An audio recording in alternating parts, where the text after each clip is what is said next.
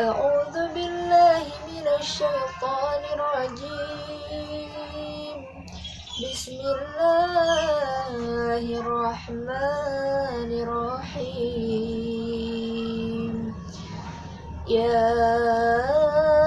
أيها الذين آمنوا إن جاءكم فاسق بنبأ فتبينوا أن تصيبوا قوما بجهالة فتصبحوا على ما فعلتم نادمين. واعلموا أن فيكم رسول الله لو يطيعكم في كثير من الأمر لعنتم ولكن الله حبب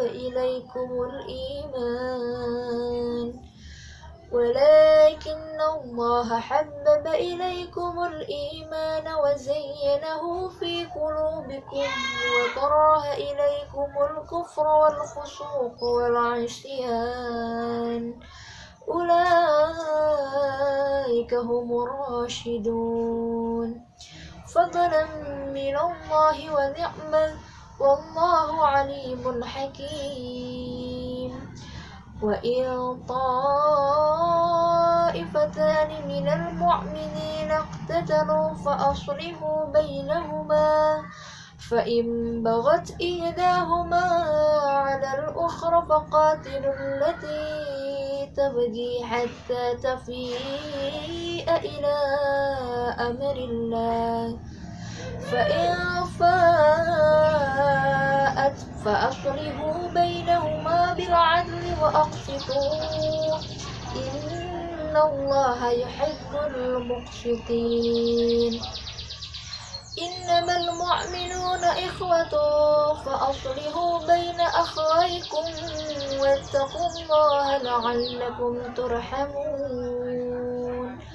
Shadaqallahul Azim.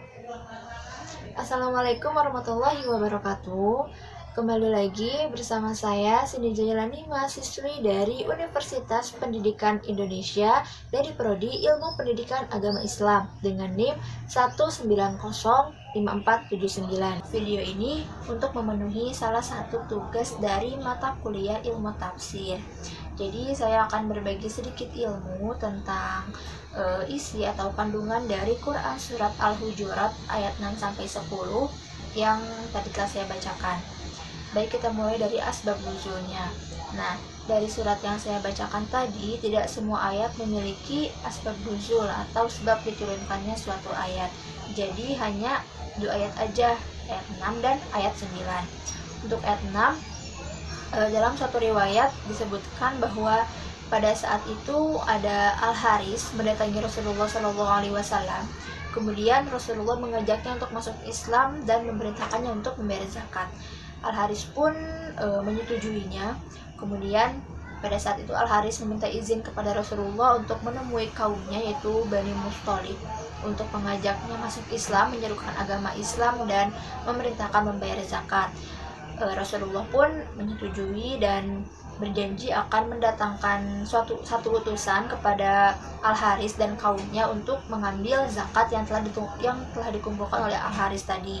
Nah, pada saat itu Al-Haris tuh menunggu, kok nggak ada sih utusan yang dikatakan oleh Rasulullah, padahal ini tuh udah melewati batas waktu untuk membayar zakat. Akhirnya Al-Haris tuh berinisiatif untuk datang sendiri kepada Rasulullah dengan kaumnya untuk membayarkan zakat secara langsung karena tidak ada utusan yang datang. Nah, pada saat itu sebenarnya ada utusan dari Rasulullah, yaitu Al-Walid bin Uqbah. Tapi pada saat Al-Walid mengetahui bahwa dia harus mengambil zakat dari kaum Bani Musthalib dan Al-Haris, sedangkan pada saat zaman jahiliyah sebelum datangnya Islam, Al-Walid itu mempunyai satu problem dengan kaum Bani Musthalib. Jadi akhirnya dia tuh takut untuk mendatangi kaum tersebut dan kayak ya udahlah, daripada saya harus ke sana, ya udah nggak apa-apa. Jadi dia tuh berbohong gitu kepada Rasulullah bahwa dia telah mendatangi kaum Al-Haris, padahal dia itu belum datang ke sana gitu karena takut, dan dia menyebarkan berita bahwa Al-Haris itu tidak mau membayar zakat, bahkan dia akan membunuh saya gitu. Nah, pada saat itu Rasulullah marah. Kemudian Rasulullah juga akan datang ke kaum Bani Mustalik. Nah, pada saat di tengah perjalanan mereka bertemu antara Rasulullah dengan Al-Haris. Kemudian Al-Haris kemudian Rasulullah bilanglah kepada Al-Haris, katanya kamu tidak mau membayar zakat dan akan membunuh utusan kami gitu.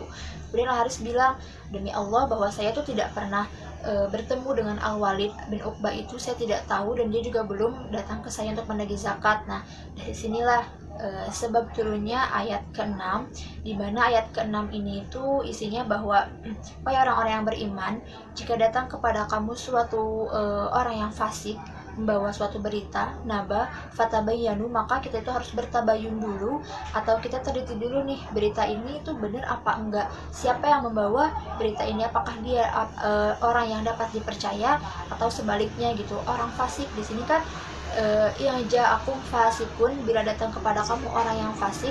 Orang fasik itu merupakan orang yang berbuat dosa atau maksiat secara terang-terangan, jadi jelaslah dia pasti dicurigai kebohongannya kayak gitu.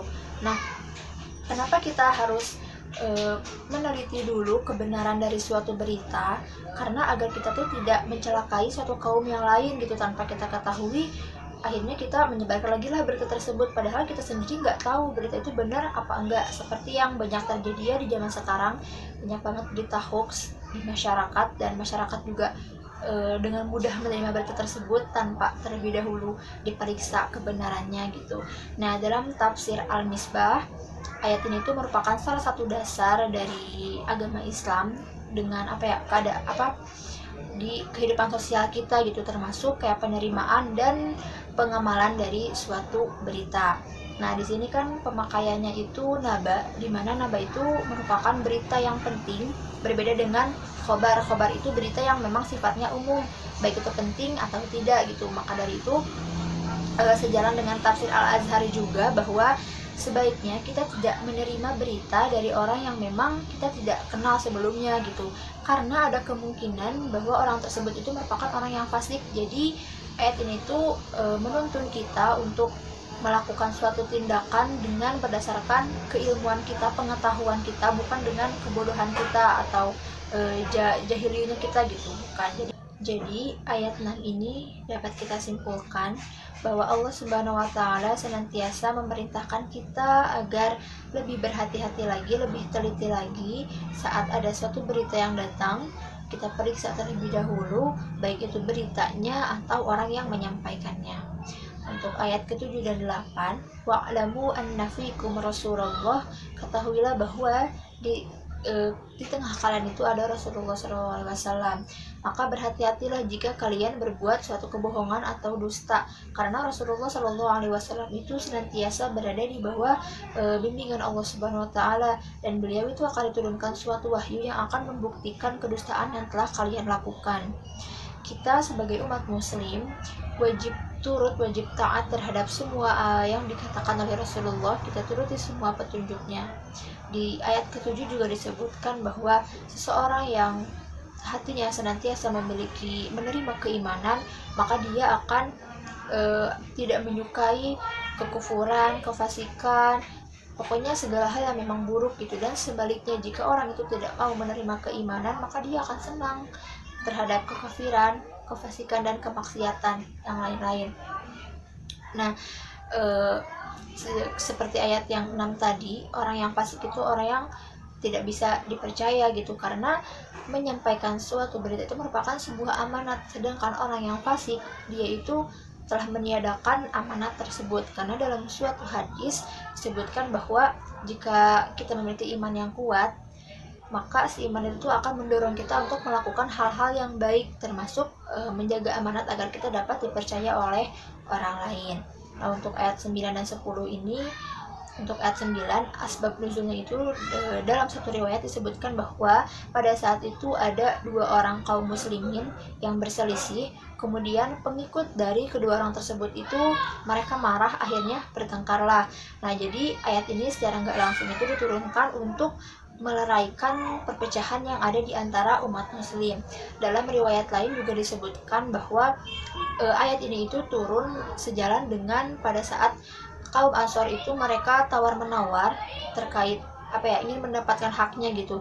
Salah satu dari mereka berkata bahwa saya akan mendapatkan hak saya dengan cara kekerasan, karena saya memiliki teman yang banyak, pengikut yang banyak. Sedangkan satunya lagi dia berkata bahwa kembalikan saja urusan ini pada masalah ini pada Rasulullah SAW. Nah, sedangkan yang tadi itu yang minta kekerasan itu dia menolak. Jadi ayat ini juga untuk memerintahkan kita memerangi orang yang menolak terhadap perdamaian. Nah, ayat 10 juga pasti kalian semua udah lebih tahu ya dari saya gitu, dimana dijelaskan bahwa kita sebagai kaum muslim itu adalah bersaudara, maka leraikanlah, damaikanlah perpecahan di antara kita, di antara kaum muslimin. Jadi di ayat 9 dan 10 ini maksudnya jika ada kedua belah pihak muslim yang berselisih sehingga menyebabkan suatu perpecahan, maka damaikanlah. Jelas orang yang mendamaikannya bukan dari kedua belah pihak, tetapi dari pihak luar. Damaikanlah secara adil. Kenapa? Agar tidak menimbulkan suatu masalah baru ketika saat mereka telah berdamai gitu. Nah, juga jika ada kedua belah pihak nih yang bertengkar nih, terus yang satunya menolak untuk berdamai, maka kita harus memerangi orang yang menolak perdamaian tadi.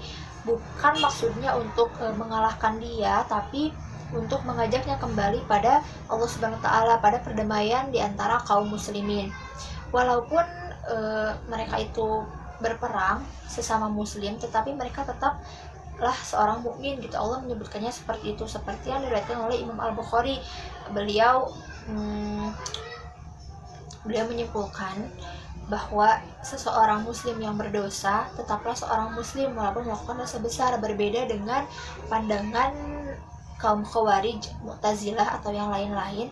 Jika seorang mukmin itu mereka melakukan dosa besar, maka dia bukanlah seorang mukmin lagi, tapi dia kafir gitu. Nah, tidak ya, berbeda.